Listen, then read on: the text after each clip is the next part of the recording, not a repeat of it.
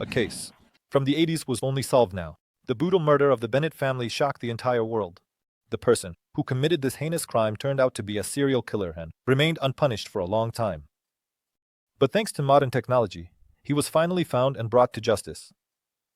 Hi, my name is Ox. Today I will tell you about the brutal murder of the Bennet family in the USA. And also about how the killer was found 40 years later and what is happening now with the sole survivor, Vanessa Bennett. Let's go.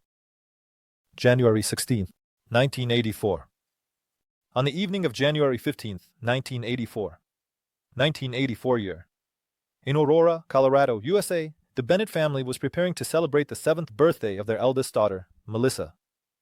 Besides Melissa, 27-year-old Bruce and 26-year-old Deborah were raising 3-year-old Vanessa. That day, other relatives joined the family, including Bruce's mother, Constance, and her common-law husband. The celebration lasted until midnight. January 16th was a regular workday. Bruce and Deborah were always known for their punctuality, but that morning they didn't show up at the family store managed by Constance. The woman started to worry and tried to reach them by phone, but no one answered the calls. Soon, she decided to go to the house in person. Around 10 a.m., she arrived at the location, left her car, and headed to the door. Already at the entrance, she noticed that the door was ajar. Upon entering, Constance immediately noticed a dry bloodstain on the stairs. On the floor in the corner of the stairwell, she saw her son showing no signs of life. Just in case, the mother called out to him. Then she called for Deborah and the girls, but also heard no response. Hesitant to go upstairs, she called the police.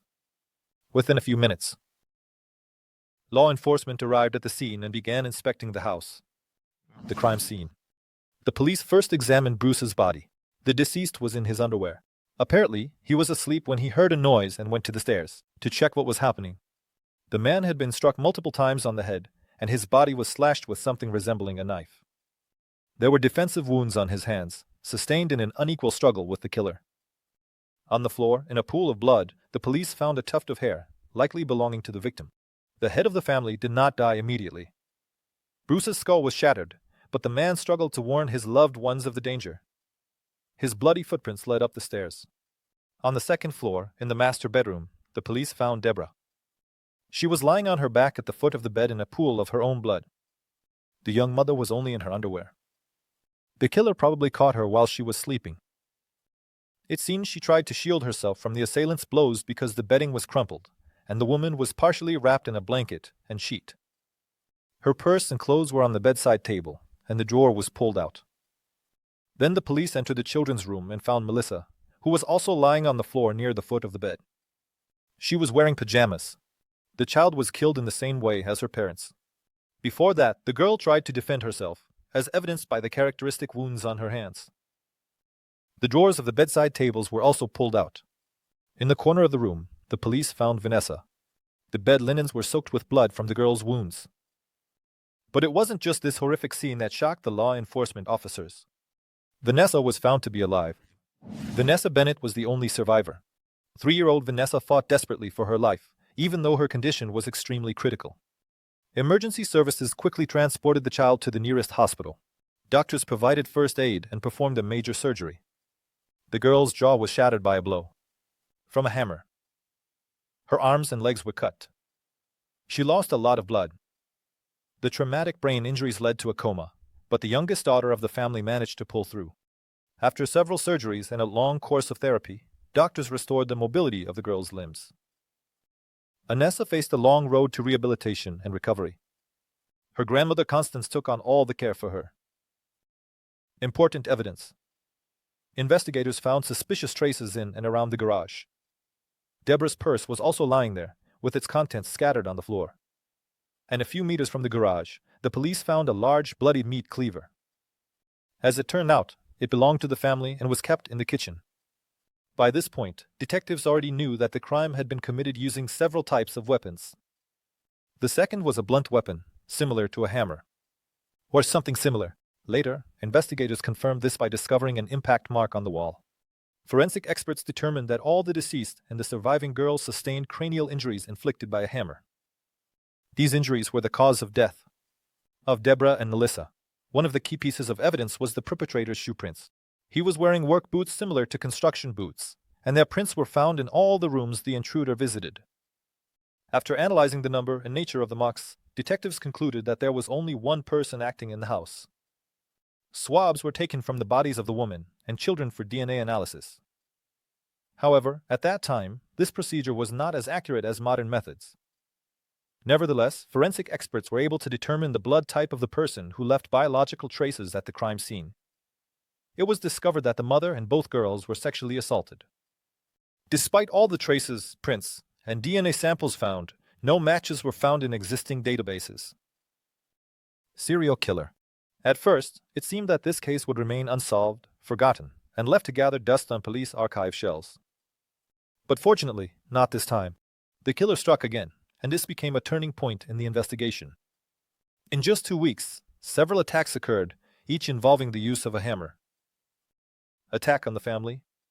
Bennet became just one episode in a series of brutal crimes committed by the maniac whom the media dubbed the Hammer Killer. As it turned out, there had been 3 similar attacks in the area before this. Kim and Jim Hobbenchild.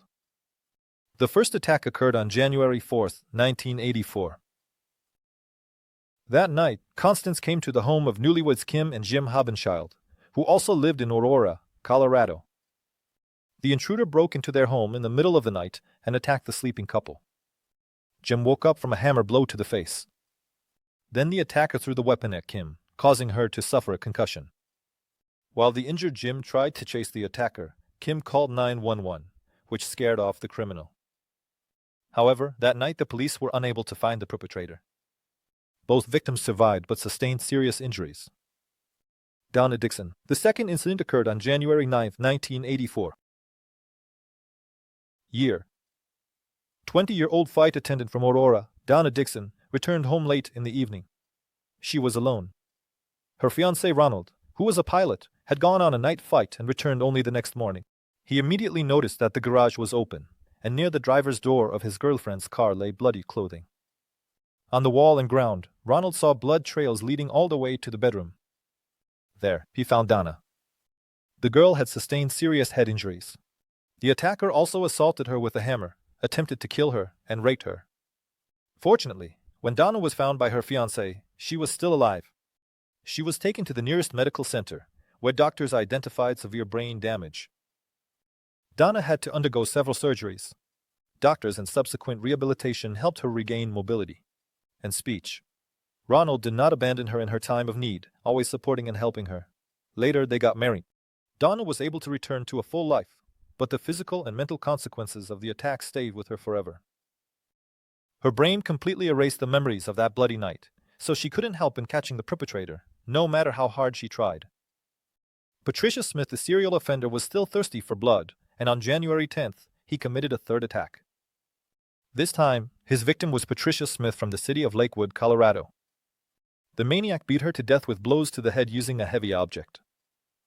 According to the forensic examination, the attack occurred between 1 and 3 in the afternoon, when Patricia returned home from work for her lunch break. The nature of the crime was entirely consistent with previous cases, except that this time the attack happened during the day. Numerous DNA samples of the perpetrator were also found.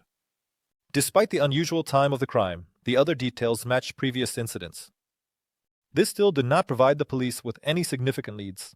It was only obvious that the perpetrator most likely lived near the crime scenes. Then there was an attack on the Bennet family, resulting in the deaths of 3 people. The detectives were once again baffled. The investigation reached a dead end. The killer's profile. January 24, 1984. Year. FBI agents were brought into the case, tasked with re-examining all the case materials, creating a psychological profile of the perpetrator, and solving the series of crimes that had instilled fear in the public as quickly as possible. After analyzing the information on each incident, they concluded that one person was behind all these crimes. The profiler suggested that the perpetrator was a young man with a long criminal history. He had skills in breaking into homes, indicating experience in committing burglaries. FBI agents believed he was quite young, around 20 years old. Possibly, by committing murders and robberies, he aimed to provide for his substance addiction. During the detailed examination of the facts, another important circumstance was revealed. All the attacks occurred near a single construction site. Moreover, the shoe prints resembled work boots. It is likely that the criminal worked at the construction site and periodically changed jobs, choosing locations near which he could commit his crimes. Then the police attempted to form a special task force whose sole purpose would be to investigate these incidents. However, an unexpected twist occurred in the case. A new victim. On the morning of January 27th, in the small town of Kingman, Arizona, Roy Williams suddenly woke up with an unbearable headache. He discovered a stranger who was trying to smash his head with powerful blows of something heavy. Roy was saved by his ability to remain calm. He started talking to the attacker, which surprised and distracted him. Roy's question about why he was committing such violence startled the aggressor and made him leave the house, leaving the victim alive. The brief pause with the question allowed Roy to carefully study the man's appearance and remember it well. He immediately dialed 911, after which he was urgently taken to the hospital with fractures of the ribs and a traumatic brain injury. Numerous stitches were required to restore his head and face, but Roy was the only one who was lucky enough to survive an encounter with this brutal criminal.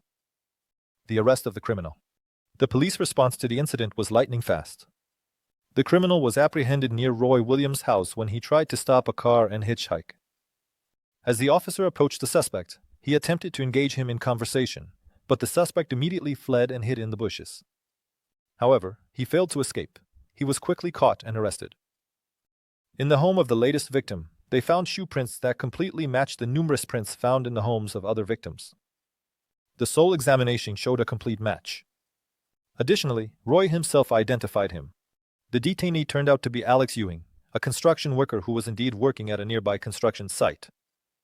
FBI agents very accurately determined his age. At the time of his arrest, the young man was 20 years old. They were also correct about his experience in committing thefts. He had previously been involved in numerous robbery cases, including break-ins. Alex Ewing was immediately charged with the attempted murder of Roy Williams and first-degree robbery, and then they began gathering evidence to charge him with other crimes. Arrest and escape. Alex Ewing was placed in the Mojave County Jail, where he awaited the start of court proceedings for his case. But since the jail was overcrowded, a few months later he was transferred to a correctional facility in Utah.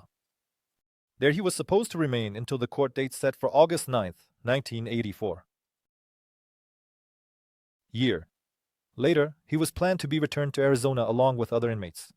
The criminal was being transported in a special vehicle. 5 hours later, the convoy reached Henderson, Nevada. The vehicle stopped for refueling, and the inmates traveling with Ewing were allowed to use the restroom. While the guards were paying for the gas, the maniac took advantage of the moment and escaped. His absence was soon discovered, after which a search operation for the fugitive immediately began. Bloodlust. Around 10 p.m. that same day, the police station received 2 reports from the city. They reported that a suspicious man was going door to door in a residential neighborhood. An hour and a half later, 24-year-old Nancy Berry called the police and reported that an unknown assailant had attacked her and her family.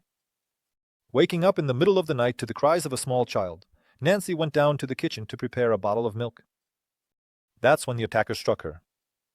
She tried to escape, but her screams caught the attention of her husband, who rushed to help and received several blows with the handle of an axe. The maniac fled once again. In this case, fortunately, no one was killed. The children were unharmed, but Nancy suffered a broken arm, and her husband a severe traumatic brain injury, from which he managed to recover. Nancy's quick reaction was her salvation. She pretended to be dead, which allowed her to avoid further attacks. After inspecting the home of the new victim, the police confirmed that the crime's signature matched the methods of the fugitive criminal. The axe used in the attack was found on the kitchen floor. Despite efforts, Alex once again evaded capture and escaped pursuit. A bird in a cage. For 3 days, patrol officers tirelessly searched for Alex Ewing, but to no avail. Only on the 4th day did a young woman come to the station, reporting strange phone calls. A certain man told her that he was hiding from law enforcement and was asking for help. He tried to elicit sympathy from the girl, but she didn't fall for it and immediately contacted the state police. When Ewing realized he had been discovered, he opened fire on the police officers with a weapon stolen from the home of the last victim.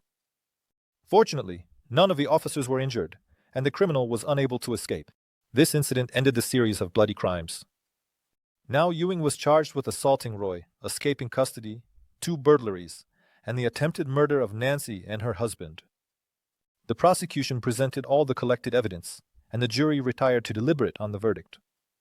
After several hours of deliberation, he was found guilty, and the court sentenced him to 110 years in prison. New technology and the reopening of the Bennet family case. The Aurora police continued working on the Bennet family case until 1989. Year. However, the technology of that time did not allow for comprehensive analyses, and the ability to determine the origin of the male biological traces found on Melissa's blanket remained unavailable. It was only in 2001, thanks to advances in forensic technology, that a full DNA profile could be extracted. Nevertheless, for a definitive identification, it was necessary to compare this data with samples from the suspect.